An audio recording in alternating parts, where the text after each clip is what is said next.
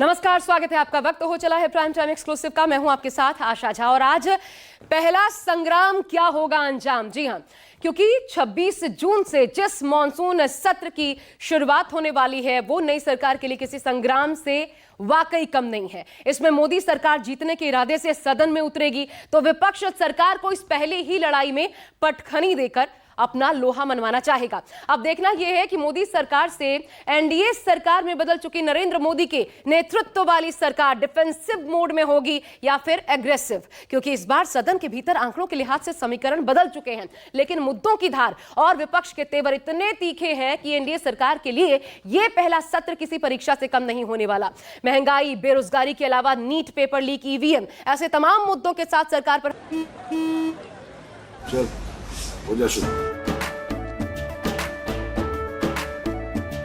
केसरिया से मन जोगी हुआ रे, दिल झूमे देखो पतवारा हुआ रे, दिल झूमे देखो पतवारा हुआ रे। हर पल मनाओ केसरी त्योहार। विमल, बोलो जुबान केसरी। हमला बोलने की तैयारी में एकजुट बैठा है विपक्ष। तो देखिए पहले संग्राम का क्या होगा अंजाम।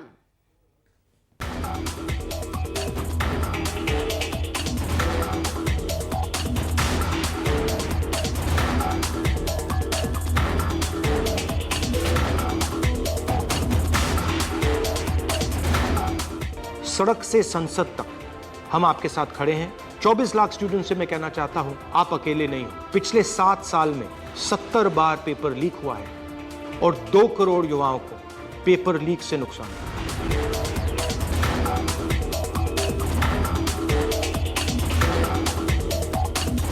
कुर्सी की पेटी बांध लीजिए क्योंकि सदन का तापमान जबरदस्त बढ़ने वाला है।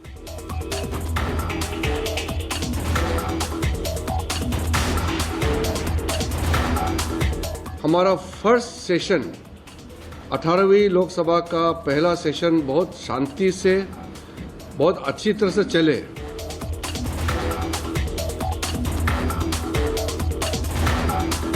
देश की संसद में भी आपकी आवाज को आम आदमी पार्टी के सांसद पूरी बुलंदी के साथ उठाएंगे। तीसरी बार नरेंद्र मोदी देश के प्रधानमंत्री के तौर पर शपथ ले चुके हैं। मैं नरेंद्र दामोदर मोदी मंत्री पद का बंटवारा भी हो चुका है और मंत्रियों ने अपने अपने विभाग का कामकाज भी संभाल लिया है, लेकिन बाकी बचे सांसदों का शपथ ग्रहण बाकी है। सदन में राष्ट्रपति का अभिभाषण बाकी है।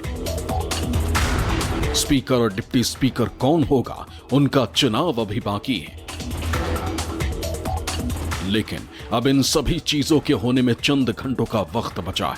24 जून को 18वीं लोकसभा का पहला सत्र होने जा रहा है, लेकिन इस बार सदन के हालात बदले बदले। कहीं नेताओं के तेवर में नरमी है तो कहीं नेताओं के तेवर गर्मजोशी से भरे नजर आ रहे हैं। नरेंद्र मोदी सरकार का ये पहला कार्यकाल है जहां सरकार बीजेपी की नहीं बल्कि एनडीए की है, जहां विपक्ष 2014 और 2019 के मुकाबले ज्यादा मजबूत और एकजुट नजर आ रहा है। सरकार पर हमले को तैयार बैठा है। कुर्सी की पेटी बांध लीजिए क्योंकि सदन का तापमान जबरदस्त बढ़ने वाला है। अब सदन उस जबरन, उस तानाशाही से नहीं चला पाएंगे जो पहले चलाते थे। कोई फर्क नहीं पड़ता स्पीकर कौन बने और डिप्टी स्पीकर कौन बने। देश की संसद में भी आपकी आवाज को आम आदमी पार्टी के सांसद पूरी बुलंदी के साथ उठाएंगे, पूरी मजबूती के साथ उठाएंगे। अपने अपने स्तर पे आवाज उठाइए, तब तक आप इन नकली सवालों में उलझे रहेंगे। इस बार संसद में एनडीए की राहें आसान नहीं होने वाली, क्योंकि इस बार संसद में राहुल होंगे, अखिलेश यादव होंगे, गौरव गोगोई होंगे और विपक्ष के बड़े बड़े नेता होंगे जो सरकार के खिलाफ आवाज बुलंद करने के लिए तैयार बैठे हैं।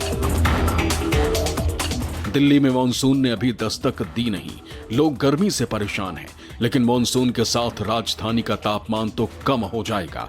लेकिन पूरे 5 साल इस बार संसद की सियासी तपिश कम नहीं होने वाली। लोकसभा का सत्र प्रारंभ होने जा रहा है। ये लोकतंत्र की महिमा है और लोकतंत्र की खूबसूरती है कि विपक्ष अपना काम करेगा, सत्तारूढ़ दल अपना काम करेगा। हमने जो विकास किया है उसी पर दोबारा हम आए हैं, तो हम सब जवाब देने को तैयार हैं और कायदे से जवाब दे देंगे। नई लोकसभा का गठन हो रहा है, प्रतिपक्ष मजबूत है, पूरा इंडिया ब्लॉक एक है और हम लोग, चाहे वो नीट का मुद्दा हो, चाहे वो नेट का मुद्दा हो, चाहे वो पेपर लीक का मुद्दा हो, चाहे वो अग्निवीर की समस्या हो, चाहे वो महंगाई की समस्या हो और चाहे संस्थानिक संस्थाओं पर एक विचारधारा विशेष के लोगों के कब्जे का विषय हो, हम पुरजोर तरीके से उठाएंगे, जनता के मुद्दों की बात करेंगे। इंडिया गठबंधन और समाजवादी पार्टी हमेशा से जनता के मुद्दों पे बात करती रही है।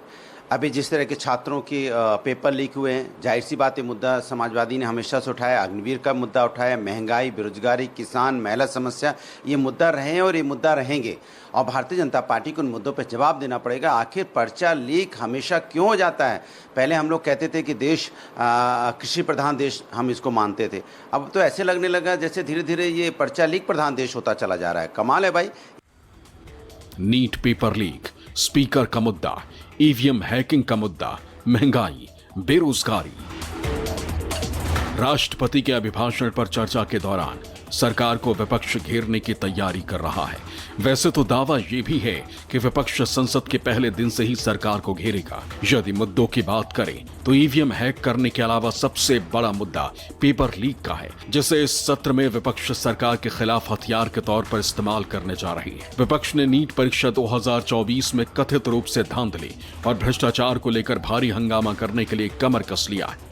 24 लाख स्टूडेंट से मैं कहना चाहता हूं, आप अकेले नहीं हो। पिछले 7 साल में 70 बार पेपर लीक हुआ है।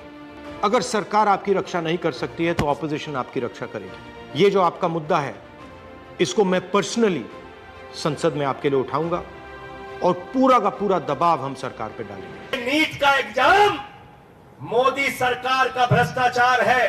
ये नीट का एग्जाम मोदी सरकार के पेपर लीक का घोटाला है। देश की संसद में भी आपकी आवाज को आम आदमी पार्टी के सांसद पूरी बुलंदी के साथ उठाएंगे, पूरी मजबूती के साथ उठाएंगे। अपने अपने स्तर पे आवाज उठाइए, तब तक आप इन नकली सवालों में उलझे रहेंगे। सिर्फ इतना ही नहीं, बल्कि संसद के सत्र में प्रोटेम स्पीकर को लेकर भी हंगामे के आसार हैं। दरअसल जैसे ही संसदीय कार्य मंत्री किरण रिजिजू ने भृतहरि मेहताब के नाम का ऐलान किया, वैसे ही कांग्रेस ने विरोध शुरू कर दिया। कांग्रेस का कहना है कि उनकी पार्टी के 8 बार के सांसद कोडीकुनिल सुरेश सबसे वरिष्ठ सांसद हैं। ऐसे में उन्हें लोकसभा का अस्थायी अध्यक्ष नियुक्त किया जाना चाहिए। परंपरा के अनुसार सबसे वरिष्ठ सांसद नियुक्त किए जाते हैं। 18वीं लोकसभा में 2 ऐसे सांसद हैं जिनका 8 टर्म हो चुका होगा। एक तो कोडीकुनिल सुरेश हैं कांग्रेस के, जो ये 8वां टर्म है, और दूसरा वीरेंद्र कुमार जी, पिछले स्पीकर प्रोटेम वही थे।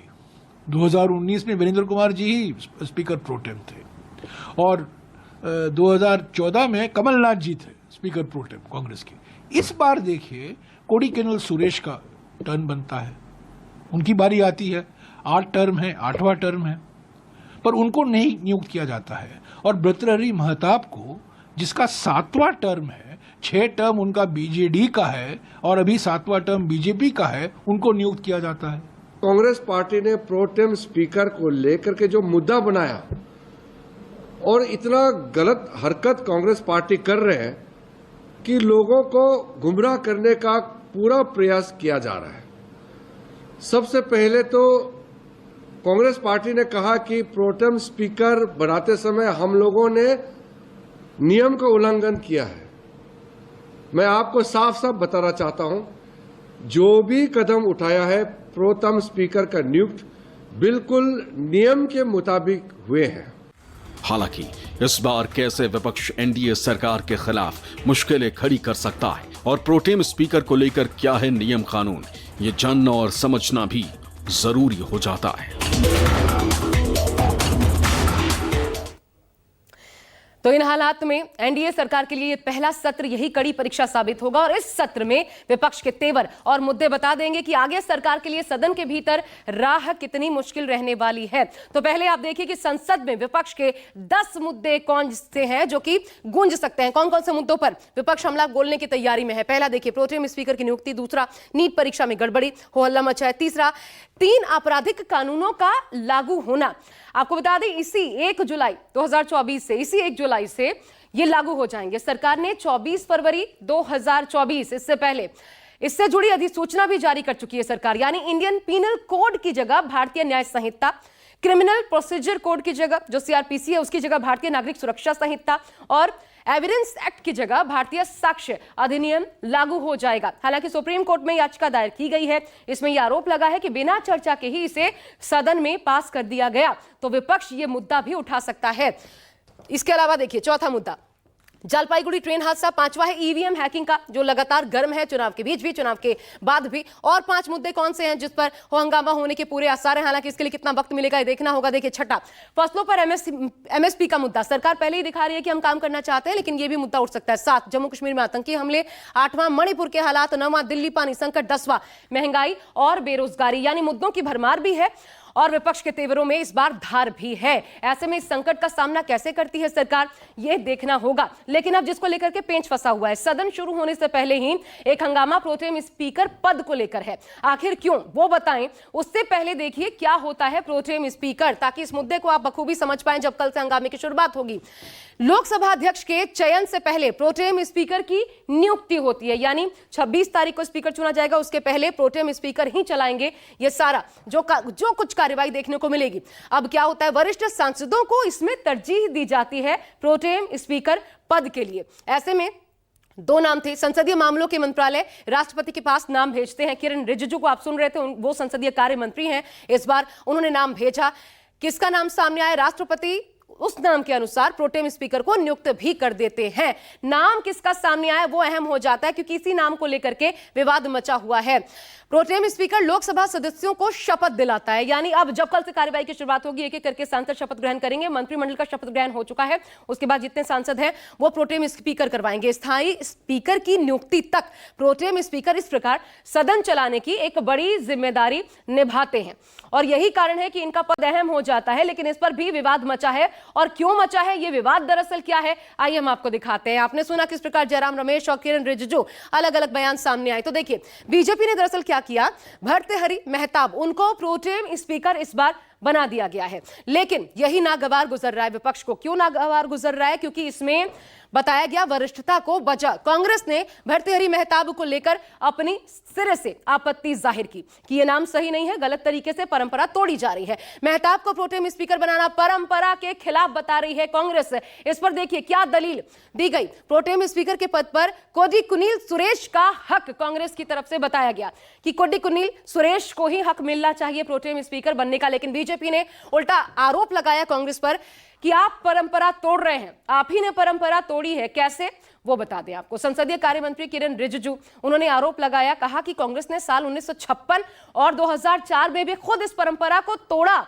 रिजिजू ने आरोप लगाया 2004 में पूर्व प्रधानमंत्री अटल बिहारी वाजपेयी जो कि 10 टर्म के और जॉर्ज फर्नांडिस जो कि 9 टर्म के सांसद थे, उनकी अनदेखी की गई और कांग्रेस ने सांसद बाला साहब विखे पाटिल को प्रोटेम स्पीकर नियुक्त किया था। अब आगे देखिए यह विवाद और ज्यादा कैसे बढ़ रहा है।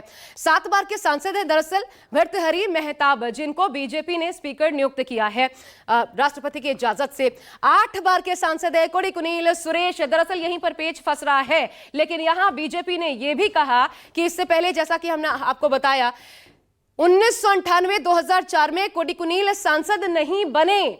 ये दरअसल कंटिन्यूटी के आधार पर लगातार 8 टर्म नहीं है कोडिकुनिल का, उनके ये 2 टर्म्स ऐसे थे जब वो सांसद नहीं थे और इसे ही आधार बनाकर भर्तृहरि का बचाव भाजपा कर रही है। हालांकि प्रोटेम स्पीकर, आपको बता दें, इनके चुनाव को लेकर कोई विशिष्ट संवैधानिक या वैधानिक प्रावधान है नहीं, लेकिन संवैधानिक परंपरा के अनुसार सदन के सबसे जो वरिष्ठ सदस्य होते हैं प्रोटेम स्पीकर के रूप में चुने जाते हैं। वरिष्ठता का मतलब यहां उम्र से नहीं बल्कि सदस्यता में वरिष्ठता के तौर पर होता है। पिछले 10 सालों में ये पहला मौका है कि मोदी के नेतृत्व वाली सरकार बैकफुट पर है और यही वजह है कि इस बार स्पीकर और डिप्टी स्पीकर के पद को लेकर भी माहौल गरमाने के आसार हैं। 26 जून को लोकसभा स्पीकर चुनाव होने की संभावना है। स्पीकर पद को लेकर पक्ष विपक्ष में खींचतान जारी। स्पीकर चुनने के लिए बीजेपी मजबूत स्थिति में है, लेकिन गठबंधन की सरकार होने की वजह से जेडीयू टीडीपी का स्पीकर बनने की भी खबरें आ रही। वहीं इंडिया गठबंधन भी लगातार जेडीयू टीडीपी को उकसाने की कोशिश कर रहा है। 26 जून को लोकसभा अपने नए अध्यक्ष का चुनाव करेगी। सूत्रों के अनुसार विपक्षी पार्टी स्पीकर चुनाव के लिए अपना उम्मीदवार उतार सकता है। अगर डिप्टी स्पीकर का पद विपक्ष को दिया जाता है तो वो स्पीकर के लिए अपना उम्मीदवार नहीं उतारेंगे। ये पहला मौका है कि इस बार विपक्ष संसद के पहले सत्र से हमले के लिए तैयार है। कांग्रेस से लेकर तमाम विपक्षी दलों ने चुनाव में जनता से वादा किया था कि वो इस बार जनता के मुद्दे सदन में पुरजोर तरीके से उठाएंगे। विपक्ष का आरोप है कि मोदी सरकार को जनता ने नकार दिया है। वहीं बीजेपी विपक्ष के इन दावों को मुंगेरी लाल के हसीन सपने करार दे रही है और इसे सिरे से नकार रही है। 10 साल में पहली बार इस बार मजबूत विपक्ष और मजबूर सरकार का सामना होगा। अल्पमत के नरेंद्र मोदी जी और मजबूत विपक्ष आपस में एक दूसरे से बातचीत करेंगे, आंख में आंख डाल के बात करेंगे। चीन के विषय पर भी बात होगी, पाकिस्तान के विषय पर भी बात होगी, आतंकवाद के विषय पर भी बात होगी, बेरोजगारों की बात होगी, महंगाई की बात होगी, किसानों की एमएसपी की बात होगी, किसान जो धरने पर बैठा है उसकी बात होगी। और सरकार को हम लोग मजबूर करेंगे कि किसान की बात माने, नौजवान की बात माने, मजदूर की बात माने और सभी लोगों की बात माने। बैसाखी पे चलने वाली सरकार, सहयोग से चलने वाली सरकार कितने दिन चल पाती है ये आप भी अच्छी तरह जानते हैं, लेकिन ये तय है कि हम जनता के मुद्दों को लेके सरकार को घेरेंगे और सरकार की जिम्मेदारी बनेगी हमारा जवाब देना। पूरे इंडी गठबंधन से ज़्यादा भारतीय जनता पार्टी अकेले है। मनमोहन सिंह की सरकार 10 साल चली थी तो कांग्रेस के उतने एमपी नहीं थे जितना आज भारतीय जनता पार्टी के एमपी है।